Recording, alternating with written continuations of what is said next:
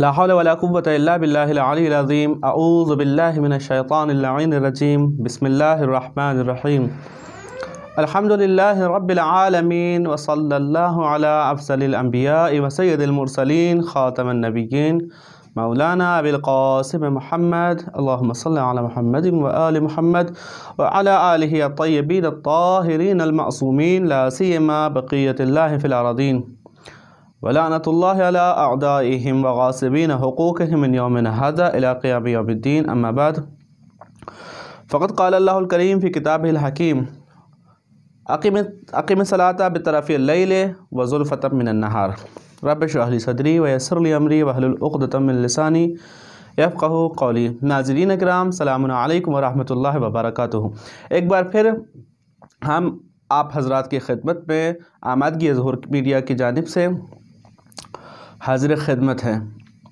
खुदाए mannan और परवरदिगार यकता से आप तमाम हज़रात की सेहत व सलामती की दुआ गो हैं और ख्वाहिशमंद है कि परवरदिगार अज़ीम हमारी तमाम इबादत और इताअत को कबूल फ़रमाए और हमें हमारे अमवात के बाद और हमारे मरहुमीन को मासूमीन अलैहिमुस्सलातु वस्सलाम के ज़ेर निगरानी और उनके तहत नज़र मक़ाम अज़ीम और दर्जाए बाला अता फ़रमाए।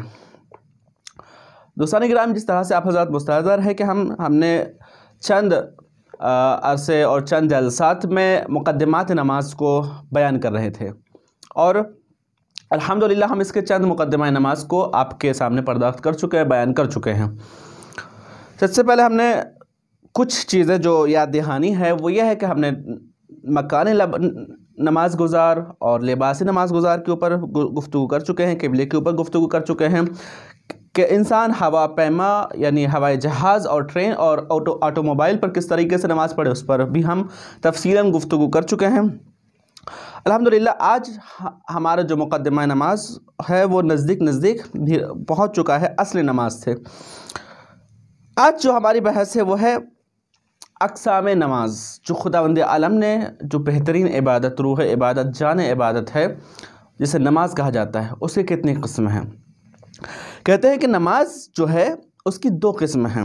अक़साम नमाज पर दो किस्म से, यानी नमाज की दो किस्में होती हैं। कौन कौन सी? कहते हैं एक पहली किस्म है नमाज वाजिब, दूसरी किस्म है नमाज मुस्तहब। नमाज वाजिब आप तमाम हज़रात जानते हैं, नमाज वाजिब उसे कहते हैं कि जिसको अंजाम देना वाजिब है, ज़रूरी है, जिसे अंजाम देना फ़र्ज़ है और उसको तर्क करना, उसे छोड़ देने में अज़ाब इलाही है, खुदा की वईद है, खुदा की नाराज़गी का सबब बनता है।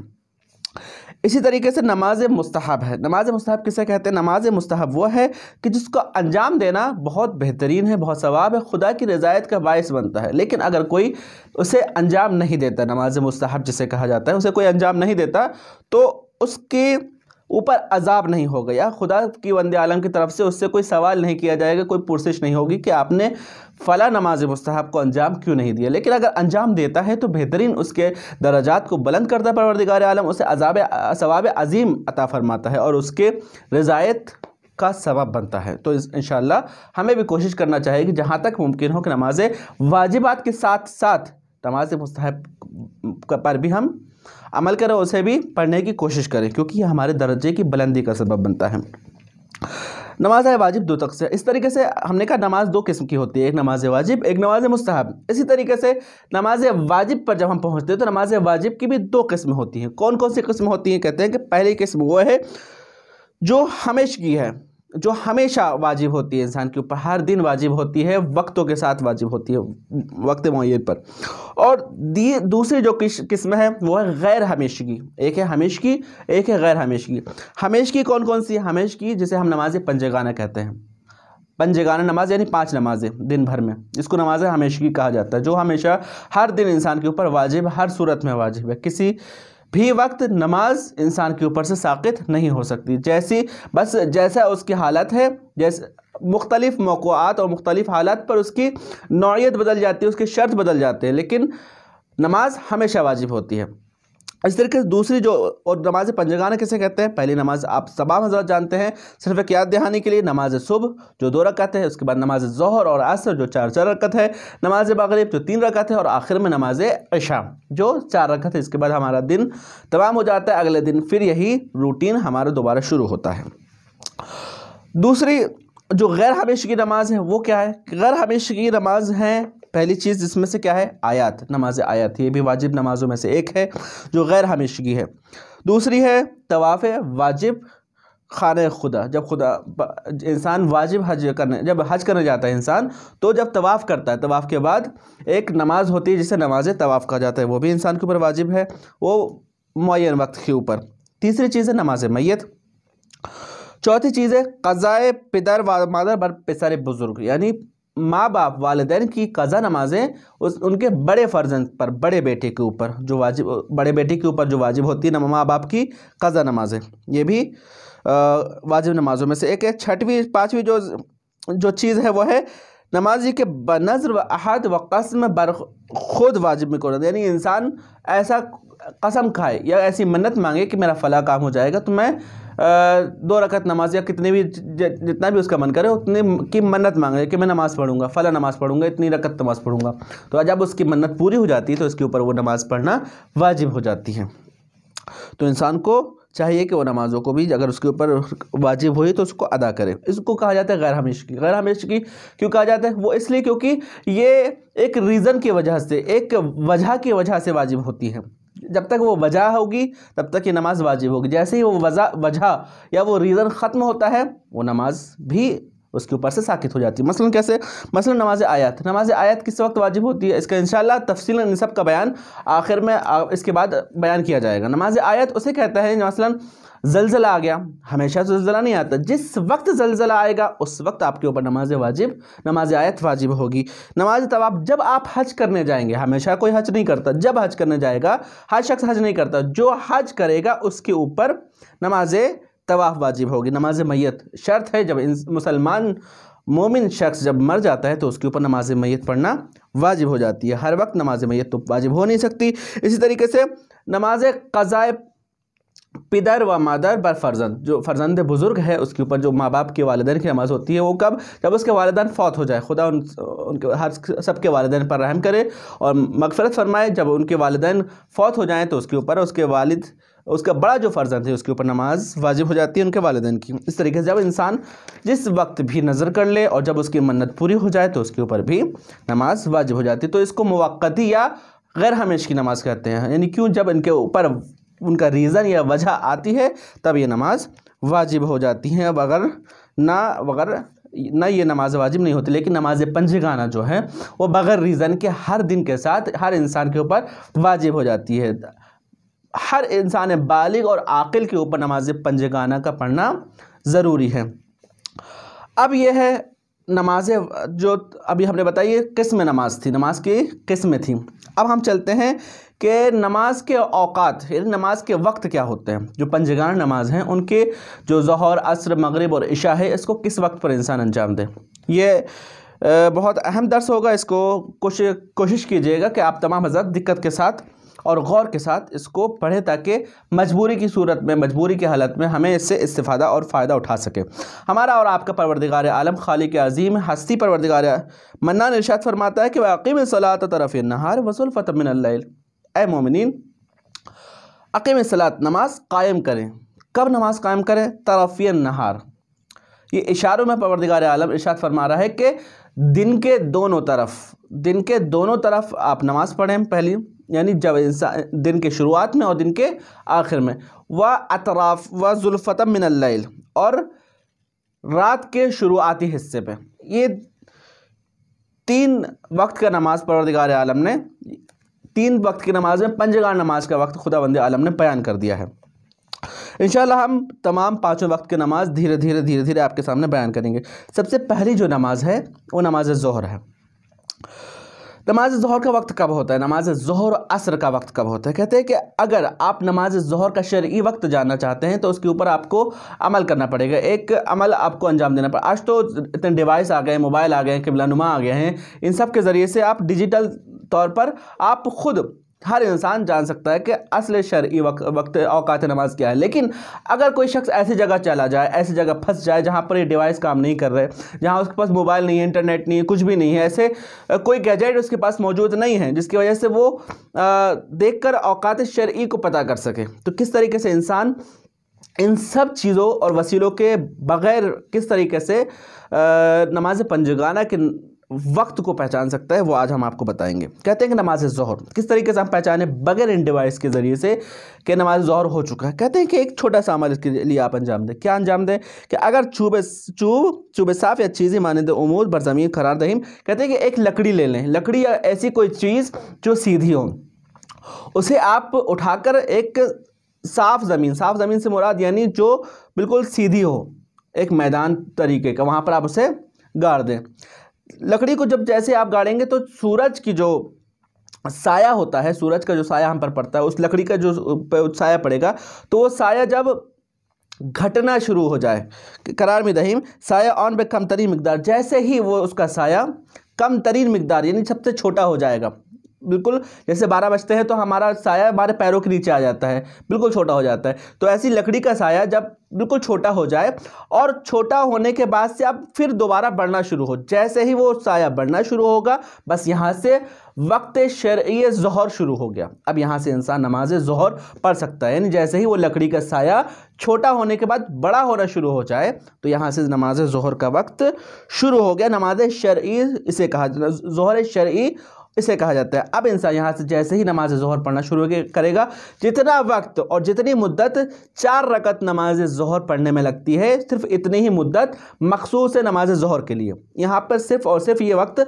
नमाज ज़ोहर का है। जैसे ही इंसान नमाज ज़ोहर पढ़ लेगा, यानी मसलन जितना भी 2 से 3 मिनट का या 5 मिनट का वक्त अगर लगता है नमाज ज़ोहर में, तो ये समझ लीजिए 5 मिनट का जो वक्त ही ये मखसूस है सिर्फ ज़ोहर की नमाज से। अब 5 मिनट के बाद यहाँ से शुरू होता है नमाज असर का वक्त। अब 5 मिनट के बाद नमाज ज़ोहर और नमाज असर, ये दोनों वक्त एक साथ मिलकर चलते हैं। कहाँ तक? वहाँ तक जहाँ पर सूरज गुरूब होने जाता है। अब नमाज सूरज के गुरूब होने से 5 मिनट पहले ज़ोहर क़ज़ा हो जाएगी, क्योंकि नमाज ज़ोहर 5 मिनट पहले शुरू हुई थी। अब यहाँ 5 मिनट पहले, गुरूब होने से 5 मिनट पहले ज़ोहर क़ज़ा हो जाएगी और 5 मिनट के बाद आपकी असर भी क़ज़ा हो जाएगी। तो ये ज़ोहर और असर के शरई हुक्म था। तो इस तरीके से हम नमाज ज़ोहर और असर का वक्त का पता लगा सकते हैं। अब आते हैं नमाज मगरिब। नमाज मगरिब का वक्त हम किस तरीके से पता लगा सकते हैं अगर हमारे पास कोई डिवाइस या कोई चीज़ नहीं। कहते नमाज ज़ोहर को तो हम इस तरीके से पता कर लेंगे कि एक शाखिस या एक लकड़ी या कोई भी उमूदी चीज़ को हम ज़मीन में गाड़ दें, उसका साया कम होने के बाद जैसे ही बढ़ना शुरू होता है, समझ जाइए यहाँ से नमाज ज़ोहर का वक्त शुरू हो चुका है। नमाज मगरिब कहते हैं कि मगरिब मौक़ई अस के सुर्खी तरफ मशरिक के बाद अज़ गुरूब आफ्ताब पैदा में शवत अज़ बैन बेरवत। कहते हैं कि मशरिक किसे कहते हैं? मशरिक वो तरफ या वो जहत कि जिस तरफ सूरज, जिस तरफ से राज निकलता है, तुलू होता है, उसे कहा जाता है मशरिक। यानी सूरज शर्क यानी सूरज निकलने का मकाम, जिस तरफ से सूरज निकलता है आप उस तरफ निगाह करेंगे। कब? जब सूरज गुरूब होने वाला है, बाद अज़ गुरूब। जैसे ही सूरज डूबता है, इस तरफ सूरज डूबा है, अब आपने जिस तरफ सूरज के गुरूब होने के बाद मशरिक की तरफ निगाह करेंगे तो आपको एक सुर्खी नज़र आएगी। जिस तरफ सूरज डूबता है उसके अपोजिट साइड में, जिस तरफ से सूरज निकलता है, वहाँ पर आपको एक सुर्खी यानी एक लाली नज़र आएगी, एक रेड कलर आपको आसमान में नज़र आएगा। कहते हैं कि अभी भी मगरिब का वक्त नहीं हुआ। कब मगरिब का वक्त होगा? कहते हैं कि उन बाद अज़ गुरूब आफ्ताब पैदा में शवत अज़ बैन बेरवद, वो जो सुर्खी है, वो जो लाली है, वो आसमान से ख़त्म हो जाए, आपकी नज़रों से ओझल हो जाए।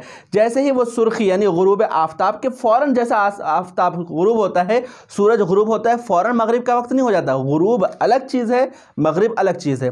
गुरूब होने के बाद मशरिक की तरफ, जिस तरफ से सूरज उगता है, उस तरफ एक लाली या एक सुर्खी नमूदार होती है। जैसे ही वो सुर्खी आसमान से ज़ाइल हो जाए, ख़त्म हो जाए, आँखों से ओझल हो जाए, फ़ौरन वहाँ से मगरिब का वक्त शुरू हो जाता है। तो ये मगरिब को पहचानने का सही तरीका है अगर किसी के पास नहीं है। अलबत्ता ये जो आप इम्तिहानात करेंगे उस जगह पर करेंगे जहाँ पर ज़्यादा बिल्डिंग्स ना हो, ज़्यादा बयाबान, यानी जो खाली मैदान हो, जहाँ पर साफ़ आप आसमान को कि मशरिक़ और मगरिब को देख सकते हो। अगर आप ऐसे शहर में जहाँ पर बड़ी बड़ी बिल्डिंग्स हैं, बड़ी बड़ी इमारत हैं, वहाँ पर ऐसी मशरिक़ और मगरिब को बेहतरीन तरीके से देखना मुमकिन नहीं होता है। तो आप ऐसी जगह पर इसको इम्तिहान करें जहाँ पर आपको साफ़ मशरिक़ और मगरिब नज़र आती हो। तो क्या पता चला हमें? पता चला कि मगरिब का वक्त वो होता है कि जब सूरज गुरूब होता है, डूब जाता है, तो हम मशरिक़ की तरफ निगाह करेंगे। मशरिक़ की तरफ आसमान में एक हल्की सी सुर्खी और लाली नज़र आती है। जब वो सुर्खी और लाली आसमान से गायब हो जाए तो यहाँ से नमाज मगरिब का शरई वक्त शुरू हो जाता है। फिर वही मिसाल, जब जितना वक्त आपको मगरिब की नमाज़ पढ़ने में लगता है, मसलन 2 से 3 या 4 मिनट, जितना भी आपको नमाज एक उमूमी नमाज़ पढ़ने में लगता है, तो ये वक्त सिर्फ़ और सिर्फ मखसूस है किससे? वक्त नमाज मगरिब से।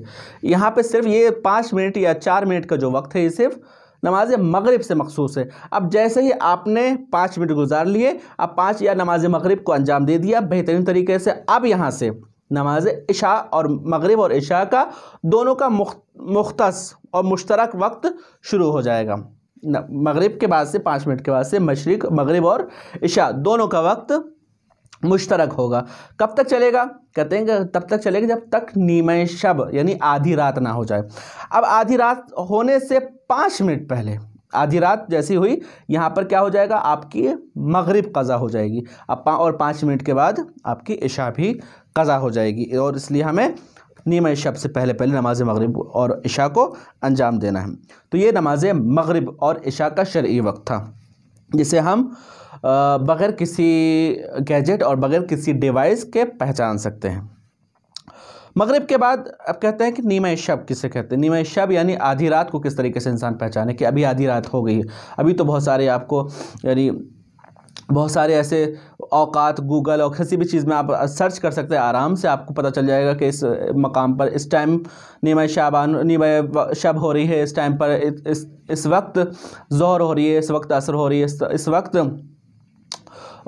फजर का वक्त है। सब चीज़ आराम से पता चल जाती है। लेकिन ये उस वक्त है जब इंसान नाचार हो जाए, मजबूर हो जाए, उसके पास कोई चीज़ आला और इंटरनेट वगैरह मौजूद ना हो, तो वो इस तरीके से पता कर सकते हैं। कहते हैं मगरिब के बाद हम नीमा शब को किस तरीके से पता करें, क्योंकि नीमा शब में नमाज मगरिब और इशा क़ज़ा हो जाती है। नीमा शब से मुराद यानी आधी रात। किस तरीके से हम आधी रात को पता करें? कहते हैं कि अगर फासले बैन गुरूब आफ्ताब व अज़ान सुबह 2 किस्मत कुनीम। कहते हैं कि उस फासले को, किस फासले को? नमाज गुरूब आफ्ताब यानी सूरज के डूबने से लेकर तुलू आफ्ताब, सूरज के तुलू करने तक, अज़ान सुबह तक के वक्त। जैसे अज़ान सुबह का अव्वलीन वक्त नहीं, सुबह का अव्वलीन वक्त और तुलुए गुरूब आफ्ताब का वक्त, इन दोनों वक्त को आधा कर दें आप, तो आपकी नीमा शब आपको पता चल जाएगी। मसलन क्या? मसलन अगर 5 बजे शाम के 6 बजे अगर मगरिब हो रही है, मसलन अगर 6 बजे मगरिब हो रही है और सुबह 4 बजे फजर हो रही है, तो 6 बजे से लेकर सुबह 4 बजे के वक्त को गिन लीजिए कितने घंटे हो रहे हैं। जितने भी घंटे होंगे आप उसको आधा कर लीजिए। अब जो आधा बचता है वो आपका आधा नीमा शब यानी आधी रात आपकी ऐसे निकल जाएगी। इसको इन दोनों को जोड़िए और जितने घंटे हो रहे हैं उसको निस्फ कर लीजिए। जितना भी घंटा बच रहा है वो आपका उस टाइम पर नीमा शब है। ये नीमा शब और आधी रात का वक्त था। ये किस तरीके से हम आधी रात को पता कर सकते हैं। अब कहते हैं कि नमाज फजर का वक्त क्या है, नमाज सुबह का वक्त क्या है। नमाज सुबह थोड़ा सा क्रिटिकल है, थोड़ा सा इसमें दिक्कत से हमें पहचानना पड़ेगा इसको कि नमाज सुबह क्या है। फजर जो है वो 2 किस्म की होती है। कौन कौन सी? एक होती है फजर काजिब, एक होती है फजर सादिक।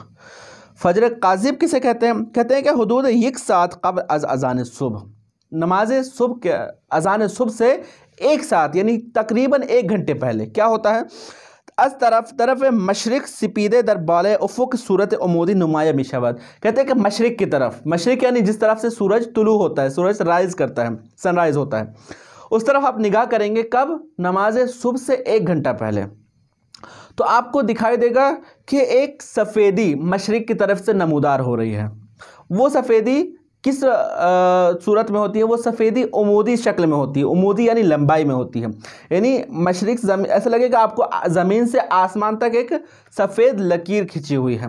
तो जब ये सफ़ेदी नमूदार होती है तो इसे कहा जाता है फजर काजिब, यानी फजर काजिब इसे कहा जाता है। ये वक्त नमाज का नहीं है, ये वक्त है नमाज शब के क़ज़ा होने का। नमाज शब या नमाज तहज्जुद जिसे कहते हैं, या फिर इस मौके पर भी नमाज तहज्जुद पढ़ी जा सकती है। बेहतरीन वक्त है। इंसान जब फजर काज़िब नमूदार होती है, यानी वो जो सफ़ेदी मशरिक़ से ज़मीन से लेकर आसमान तक एक नमूदार होगी, एक उफ़ुकी और एक लंबाई में। जैसे ही ये सफ़ेदी फैलना शुरू हो, अब वो लंबाई में पहले शुरू होती है, अब वो फैलना शुरू, जब वो सफ़ेदी पूरी तरीके से मशरिक़ की तरफ, यानी जिस तरफ से सनराइज़ होता है उस तरफ पूरी तरीके से फैल जाए, जैसे ही फैलती है समझ जाइए आपका फजर सादिक हो गया। और फजर सादिक यानी यहाँ से नमाज सुबह का शरई वक्त शुरू हो जाता है। समझ में आया? पहले कहते हैं कि एक साथ कबल अज़ान सुबह से एक साथ कबल जब हम देखेंगे मशरिक़ की तरफ, सनराइज़ जिस तरफ होता है उस तरफ एक सफ़ेदी नमूदार होती है लंबाई में ज़मीन से आसमान की तरफ।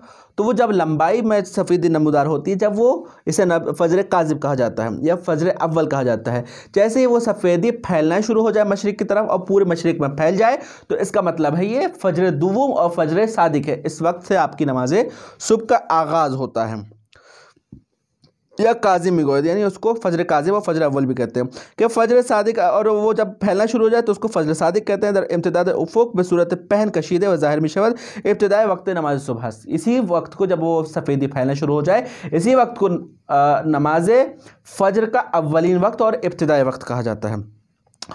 वक्त नमाज सुबह तुलुए फ़जर दुवुम अज़ान सुबह ता तुलुए आफ्ताब अस्त। कहते हैं कब तक नमाज फ़जर का वक्त है? नमाज मगरिब का वक्त नीमे शब तक, आधी रात तक है नमाज मगरिब और इशा का। इस तरीके से नमाज ज़ोहर का आखिरी वक्त है जब तक सूरज गुरूब नहीं होता। जैसे सूरज गुरूब होता है नमाज ज़ोहर और असर का वक्त तमाम हो जाता है। इस तरीके से फ़जर का वक्त और सुबह नमाज सुबह का वक्त क्या है? कहते हैं नमाज सुबह के क़ज़ा होने का वक्त जैसे ही सूरज तुलू हो जाए। फ़जर, तुलुए फ़जर और तुलुए शम्स, ये दो अलग अलग चीज़ हैं। तुलुए फ़जर दुवुम, जब सफ़ेदी नमूदार हो जाए तो ये बोलते हैं फ़जर तुलू हो गई, तो यहाँ से नमाज सुबह का वक्त शुरू होता है। और तुलुए सूरज, सूरज जब पूरा का पूरा निकल आए और आपको कुर्स दिखाई दे, तो यहाँ से आपका नमाज सुबह कहते हैं कि यहाँ पर क़ज़ा हो जाती है। तो यहाँ पर इंसान को दिक्कत करना चाहिए कि तुलुए आफ्ताब से पहले पहले नमाज फ़जर को अंजाम दे दे, ताकि खुदा की रहमत से हमकिनान हो सके और उसकी रज़ायत का बायस हो सके। तो कहा जाता है कि बातक़दर आसमान में तवान वक्त सुबह व मगरिब रा तशख़ीज़ात। कहते हैं कि आसमान में निगाह कर कर और उसको दिक्कत के साथ हम अगर देखें तो हम नमाज सुबह और नमाज मगरिब को के वक्त को हम पहचान सकते हैं। वह बनस्ब शाखिस मितवान, और वो शाखिस और या चूब या लकड़ी को हम खड़ा करके ज़मीन पर नमाज ज़ोहर और असर का पता लगा सकते हैं। ये थे औक़ात नमाज शरई, यानी पंजगान नमाज के शरई वक्त। इस तरीके से हम इनको पहचान सकते हैं और जान सकते हैं। अगर हम खुदा ना खास्ता किसी ऐसी मजबूरी में फंस जाएं जहाँ पर हमें कोई ऐसे वसीले ये दिखाई ना दें, तो हम इस तरीके से नमाज के जो वक्त हैं उनको पहचान सकते हैं। कहते हैं कि नमाज और ज़ोहर और असर, इसका क्या मसला है? वक्त नमाज ज़ोहर असर अज नीम रोज़ ज़ोहर ता मगरिब अस। कहते हैं कि नमाज ज़ोहर और असर का वक्त जब आधा दिन हो जाए, वो जब हमने कहा कि जब शाखिस का या फिर उस लकड़ी का साया कम होने के बाद बढ़ना शुरू हो जाए, तो यहाँ से आधा दिन हो जाता है। तो आधे दिन से मगरिब तक है। जब मगरिब के अज़ान हो जाए तो यहाँ पर आपके ज़ोहर और असर का वक्त है कि नमाज गुजार बायद दर इन फासले इब्तिदा नमाज ज़ोहर और पस नमाज असर बखुनत। इन दोनों वक्तों के दरमियान पहले नमाज ज़ोहर पढ़ेगा, उसके बाद नमाज असर को अंजाम देगा। अगर किसी ने जानबूझकर पहले नमाज असर पढ़ी और बाद में नमाज ज़ोहर पढ़ी, तो कहते हैं उसकी दोनों नमाज बातिल है। उसको चाहिए कि दोबारा तरतीब के साथ नमाज को बजा लाए।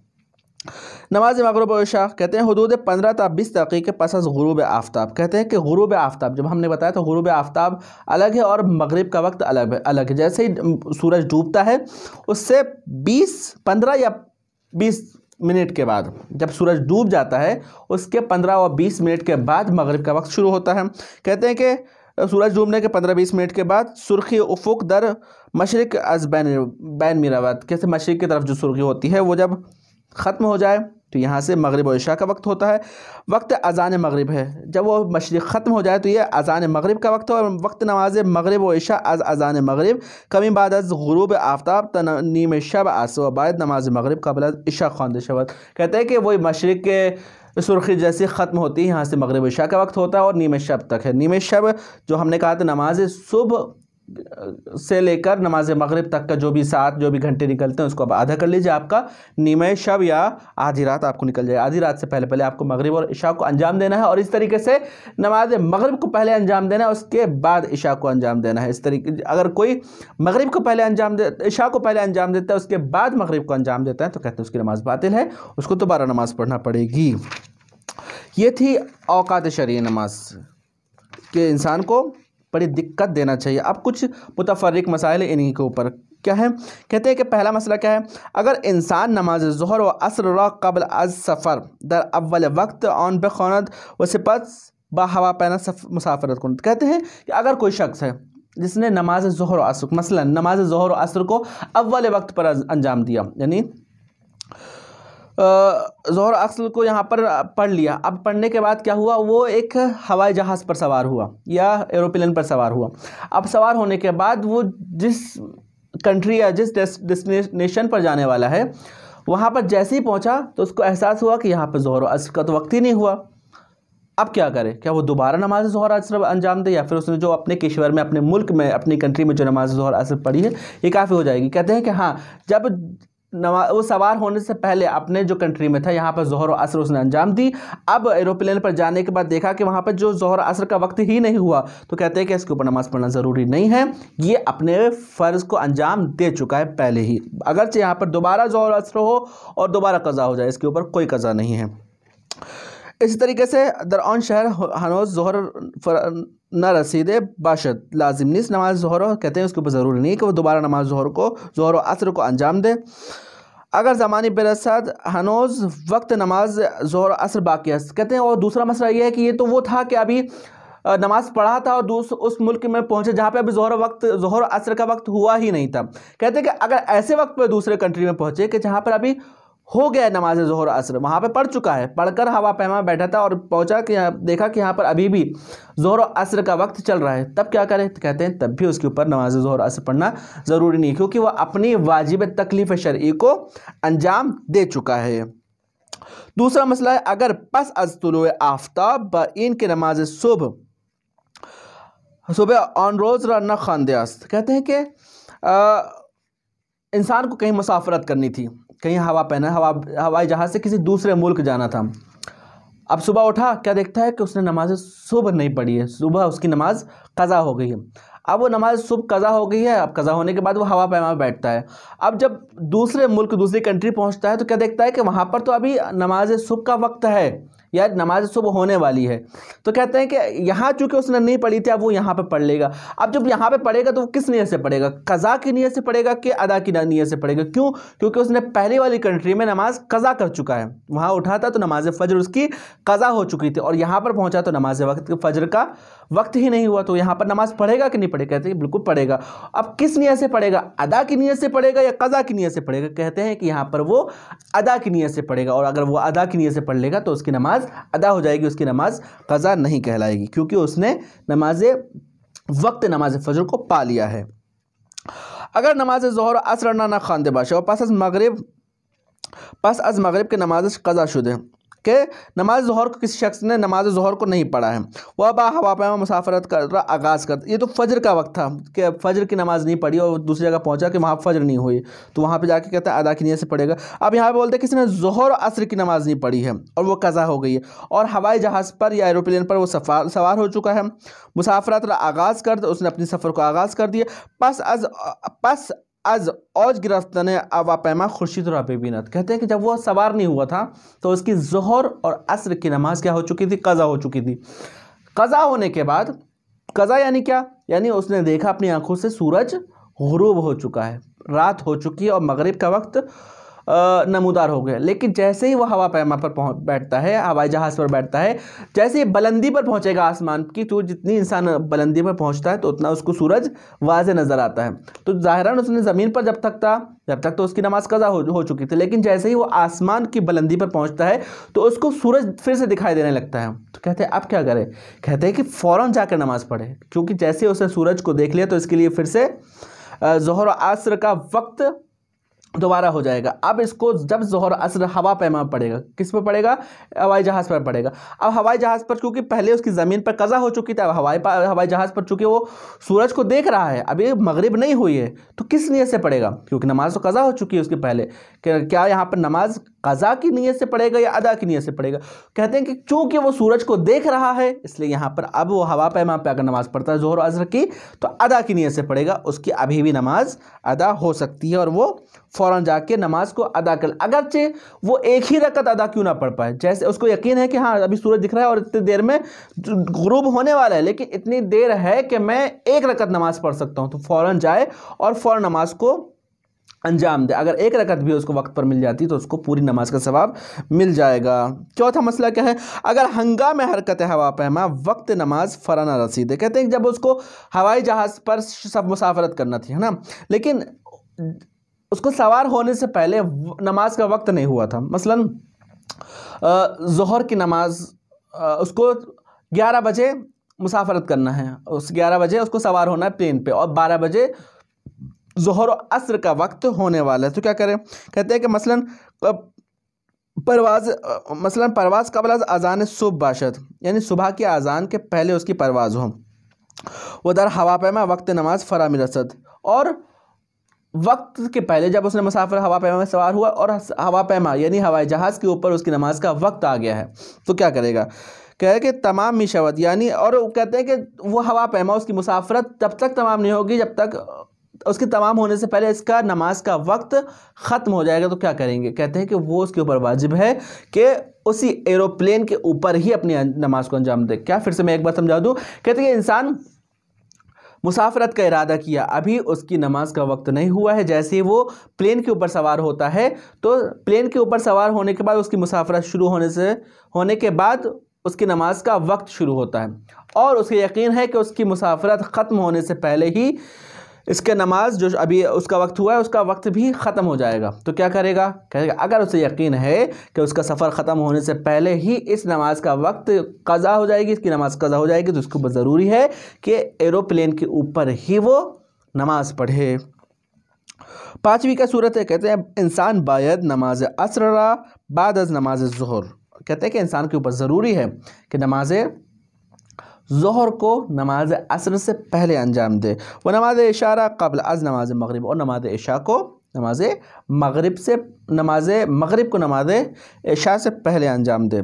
अगर आमदन नमाज असर पेश अज नमाज ज़ोहर, बोलते हैं आमदन यानी जानबूझकर नमाज, कहते हैं कि अगर इंसान जानबूझकर नमाज ज़ोहर को नमाज असर के बाद और नमाज इशा को नमाज मगरिब के बाद पढ़े जानबूझकर, तो कहते हैं उसकी नमाज बातिल है और उसे चाहिए कि दोबारा नमाज पढ़े। वस्सलामु अलैकुम व रहमतुल्लाहि व